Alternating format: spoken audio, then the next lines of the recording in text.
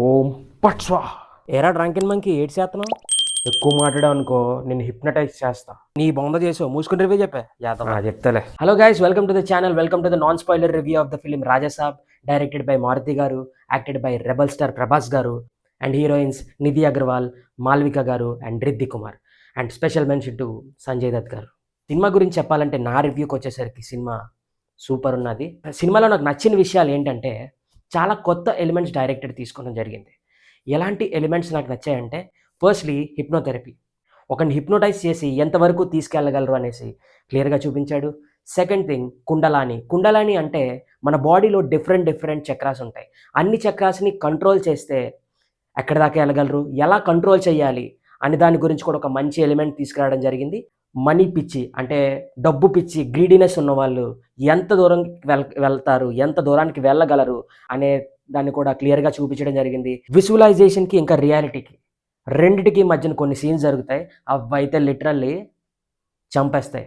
Director మారుతిని నేను appreciate చేయాలనుకుంటున్నా, ఎందుకంటే అతను చెప్పిన మాట నిలబెట్టుకున్నాడు. సెకండ్ హాఫ్లో మన మైండ్స్తో ఆడతాడు ఆయన. Last 30 minutes literally goose bumps ఉంటాయి. డైరెక్టర్ని ఎందుకు అప్రిషియేట్ చేయాలనుకున్నానంటే, ప్రభాస్ అన్న లాంటి హీరోకి ఇంత పెద్ద సినిమా రాయాల్సిన అవసరం ఎవరికీ లేదు. నార్మల్గా అన్నయ్యని పెట్టేసి ఒక 10 ఫైట్ సీన్లు పెట్టేసి ఒక ఐటమ్ సాంగ్ పెట్టి ఇద్దరు ముగ్గురు చంపేస్తే సినిమా బ్లాక్ బస్టర్ అవుతుంది. కానీ director want to tell you something. అతని విజువలైజేషన్ ఏంటి, అతను ఎలా ఆలోచించాడు, ఏం చెప్పాలనుకున్నాడు, అదంతా డైరెక్టర్ మీద డిపెండ్ అయి ఉంటుంది. It's not in the hero hands, it's not in fans hands. నేను ప్రభాస్ ఫ్యాన్లా ఇది మీకు చెప్పట్లేదు, నేను ప్రభాస్ ఫ్యాన్ కాదు, I'm natural star Nani fan. కానీ నాకు సినిమా ఎందుకు నచ్చింది అంటే, ఇలాంటి కొత్త ఎలిమెంట్స్ తీసుకొస్తున్నారు.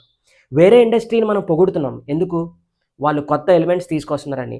అలాగే మన వాళ్ళు కూడా తీసుకొచ్చినప్పుడు మనం అప్రిషియేట్ చేయాలి. ఫైట్లు లేవు, సాంగ్స్ లేవు, అన్నయ్యకి టైం ఇవ్వలేదు అంటే it's a pure imagination of the director and writer. దీంతో ఎవ్వరికీ సంబంధం ఉండదు.